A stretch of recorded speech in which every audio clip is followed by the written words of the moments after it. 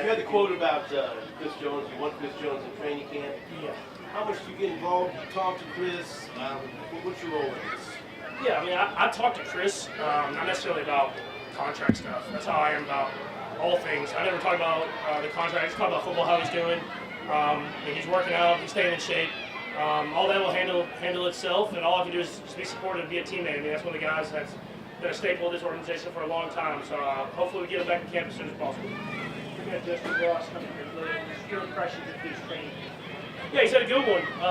Learning the offense fast. You can tell he's been in the offense for a year now. Obviously making big plays. He's getting more and more involved in those first team reps. And so a guy that I have a lot of hope for, that he can be a really good player in this offense.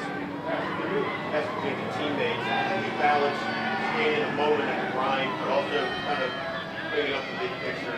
Any thoughts about that? A little bit both. We talked about that at the beginning of the first team meeting. You talked about kind of the goal of the entire season. And then now it's every day, it's just getting better.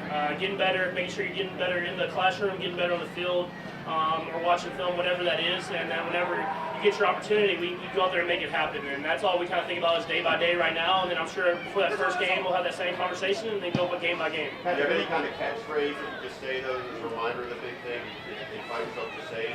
No, I'm not a catchphrase guy. I just kind of try to keep guys motivated. That's just by continue to finish, continue to go out there and work, and just have that mindset every single day. Pat, it looks like you guys had more work with generic today. Just what have you seen from the beginning of camp on about what he brings to the table?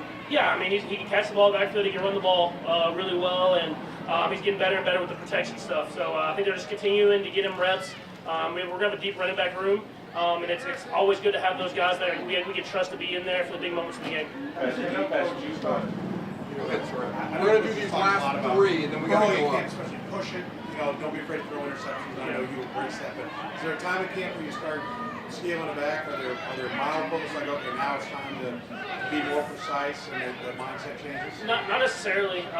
Just whenever you make a mistake, just don't do it again. I think just don't do repeat type of interceptions. You throw a ball in the tight window, it gets tipped up and picked. I mean, that's fine. I mean, that's pushing it, trying to make it happen. You throw a ball, but if you throw a ball and it does get picked and it's not in the right spot and it's a bad interception in your brain, just make sure you don't repeat that same mistake. Learn from it and just keep moving on. All right, 1, 2, 3, quickly.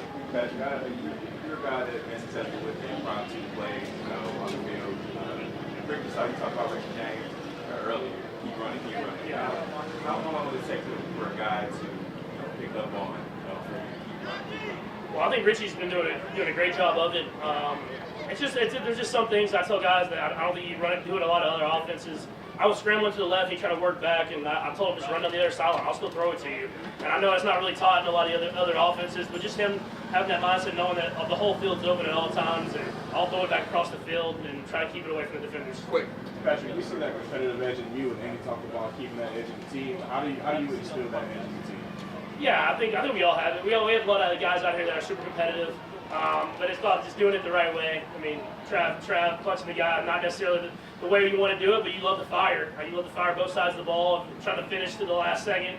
But I mean, that's just the type of guys we are. We're going to compete. We're going to argue out there on the football field, and we're going to love each other in the locker room because we got a lot of dudes that are super competitive on this team. Last one, quickly. 2 straight years, there's been a lot of turnover in the wide receiver. When was it last year that you sort of recognized that it was all going to fit together? It's just out here.